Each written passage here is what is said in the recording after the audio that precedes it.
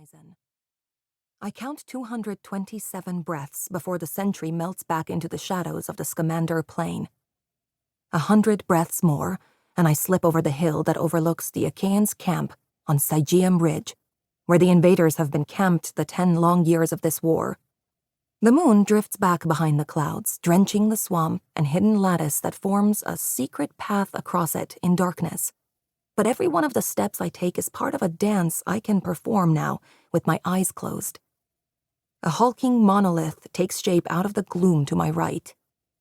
The stones sing to me with their own beguiling magic, but I force myself to move past the ancient shrine to gods long forgotten without looking back. My basket waits in a clump of bushes just before the latrines.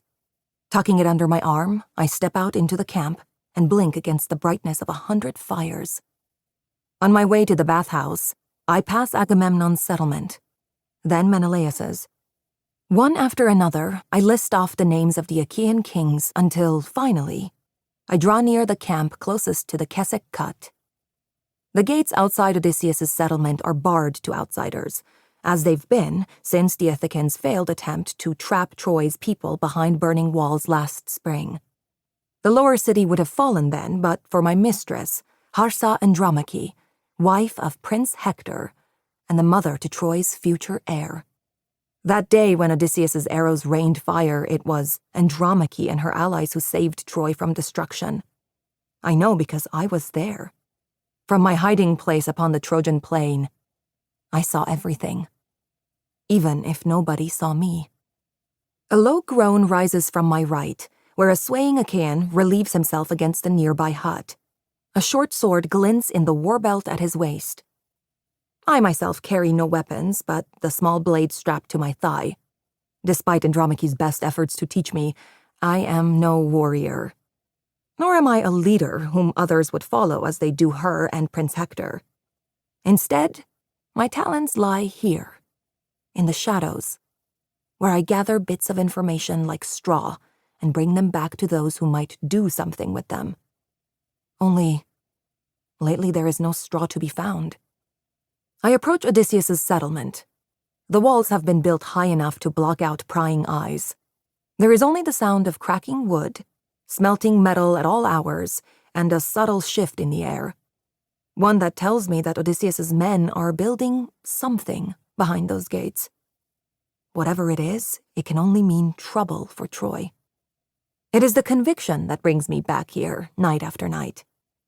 The smell of livestock grows stronger the closer I draw to Odysseus's settlement. A few men stripped down to kilts work just outside the well-constructed gates. Most of the Achaeans deride Odysseus behind his back for these extra precautions he has taken. And why wouldn't they? Since the fighting resumed on the summer moon, the gridlock on the plain remains unbroken. Men bleed and men die, but the lines that mark the spaces between them do not move. Without Achilles and his deadly Myrmidons to bolster their ranks, the Achaeans have made no ground. But neither has Prince Hector and his army. In the common places where the men gather after long days on the plain, words have taken the place of spears.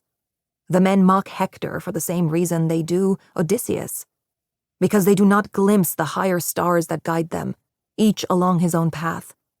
Hector's refusal to press is born not of weakness, but of duty to a king, a council, and 100 years of tradition that bind his hands. As for Odysseus, unlike the other warriors on Sigeum Ridge, men who drink and quarrel to drown their homesickness and their fatigue, Odysseus knows that danger is much closer than they realize.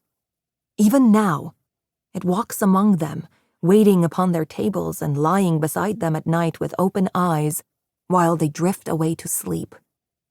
A clump of wet earth lands in my path, drawing me up short. A man lifts himself out of the trench to my right.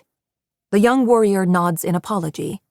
I nod back, storing his face in the memory that uniquely qualifies me for this dangerous role I play. The same memory that assures me that while the Ithacans are here digging day and night, their trench somehow never gets any deeper. I watch them work with calculated laziness. Like the sentry on the plain, their gazes are trained not on the tools in their hands, but on the Keswick Cut, searching.